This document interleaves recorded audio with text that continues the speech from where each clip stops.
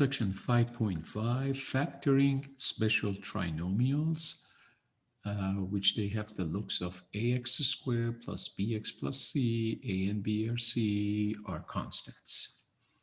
There are two type of problems when it comes to factoring special trinomials. Trinomial means what? A polynomial of what? 3 terms.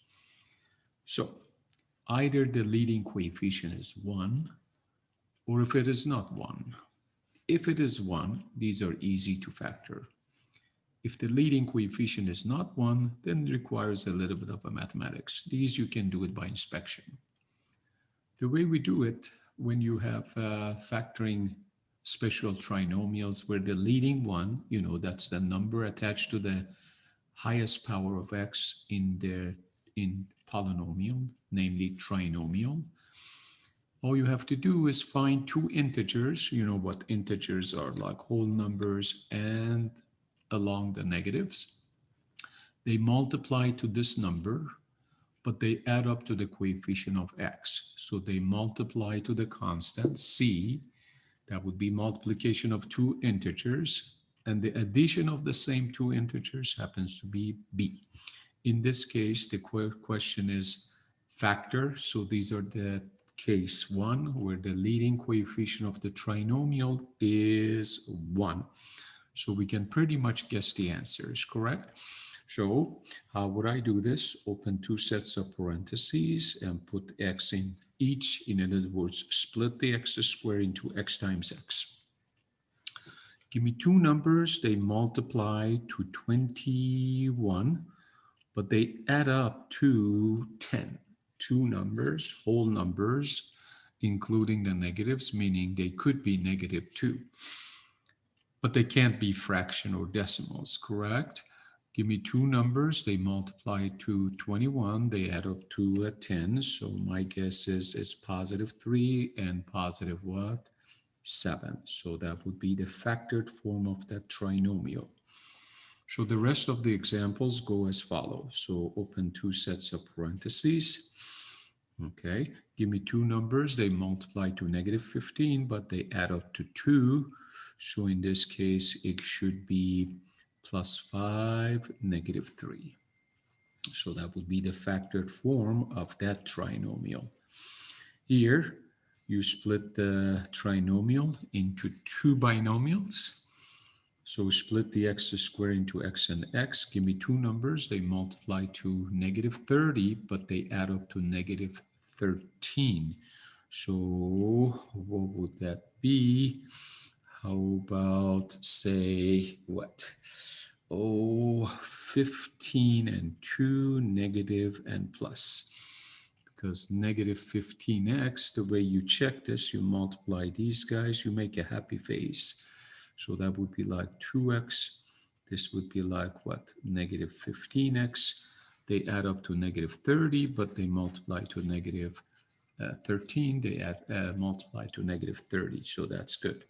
Here you have x squared and y squared. So you open two sets of parentheses. Split the x squared as well as y squared. So put y on each side of the right side of the parentheses. Now think of two numbers. They multiply to 18. They add up to -9. How about -6, -3? And that would be how you solve, or I should say factor, special trinomial with leading 1. So we can guess the answers. Sometimes you have x to the 4. That's okay. Still, we open two sets of parentheses. Split x to the 4 into x squared and x squared. But you still guess the answer. Two numbers, they multiply to 20, but they add up to 9. So how about 4 and 5? So there you have it. So same procedure. Don't panic if the power exceeds 2. Here, the power is 6. That's okay. I'm going to still open two sets of parentheses. Split x to the 6 into x cubed and x cubed. Because when you multiply these guys, you add the powers, you get 6. Give me two numbers. They multiply to what? -30. They add up to -7. How about -10 and +3? And that should pretty much do it for that problem. Do you see it? So those are easy. Those are trinomials, with the leading coefficient 1. So that's case 1. Let's go over case 2 when the leading coefficient is no longer 1. So guessing is not going to work. So we need to do some mathematics. So for instance, so the leading coefficient is not 1. So this number is not 1. So it's 5 here. 8 in second example, 10 in the third one, and 6 in the what? Last example. So you can't go give me two numbers, they multiply to 6, they add up to 17. It won't work. That only works if the leading coefficient is 1. So the way I do it, I draw a box divided into 4 parts. I split the 5x squared into 5xx, because when you multiply 5x by x, you get 5x squared. Then I split the 6 into, say, 3 and 2. So the question is, how did you know the 3 goes on the upper box and the 2 goes at the lower box? I didn't. So what I'm going to do, I'm going to test drive this, make sure it's okay. So I'm going to cross multiply these boxes.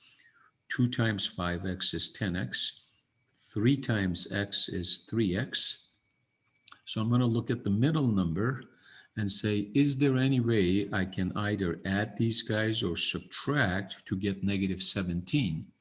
So turns out I put the 3 and 2 in the wrong spot. So I'm going to try one more option. So I'm going to still divide this into 5x and x, but this time I'm going to put the 3 and 2 in the first box, 3 in the second box. I still going to cross multiply. 3 times 5x is 15x. 2 times x is 2x. Is there any way I can negative 17x out of these two guys? It turns out, yes, I can, provided the sign of these guys, they're both negative. Because negative 2x, negative 15x gives you negative 17x. So it looks like I hit the jackpot. So now, if this is negative, so the negative sign transfers over here. This guy we decided is negative. That negative transfers over here.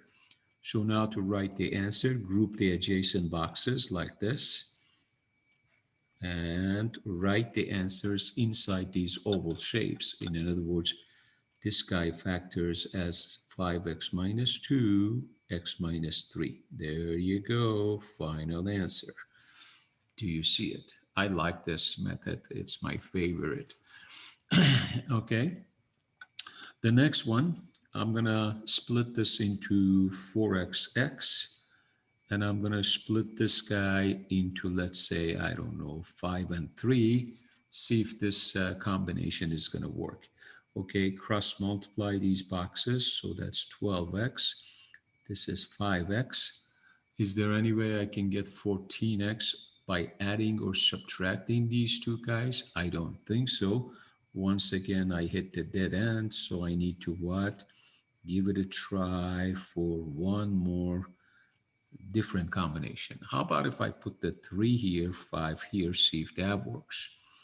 Well, let's see now.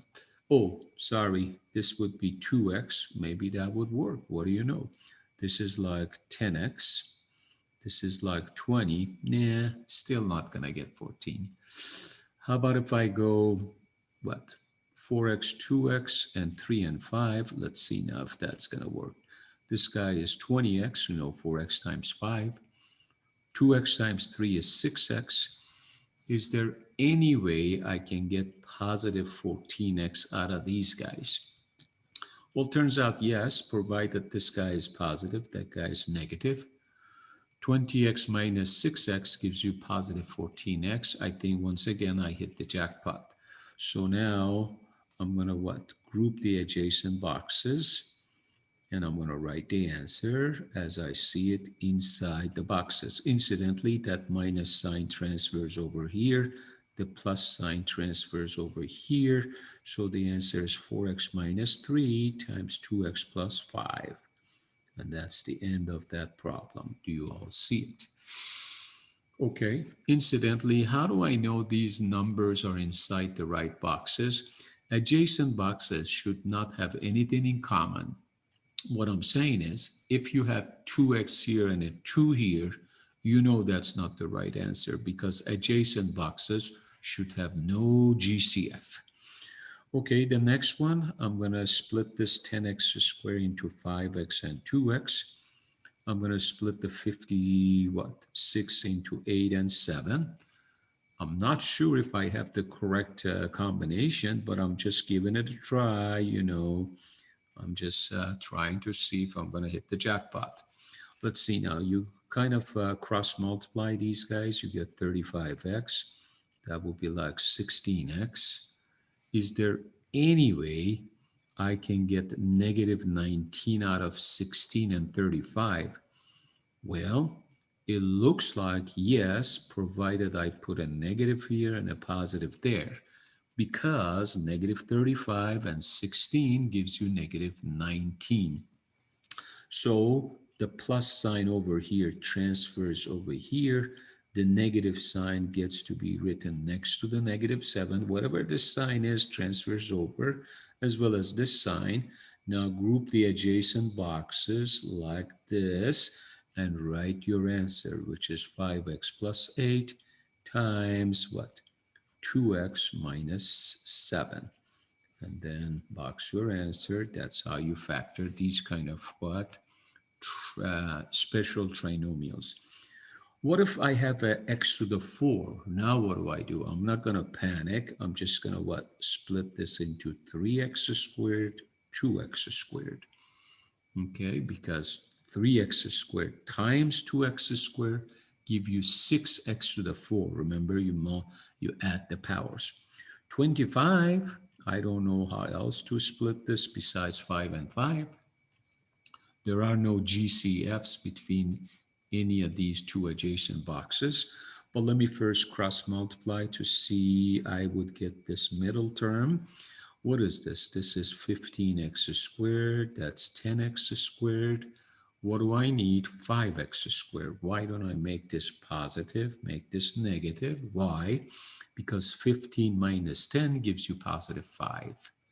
Okay, so that negative transfers over here, positive sign transfers over here, and now group the adjacent boxes, and the answer is 3x squared minus 5 times 2x squared plus 5. This is as good as that factoring gets. Okay, thank you.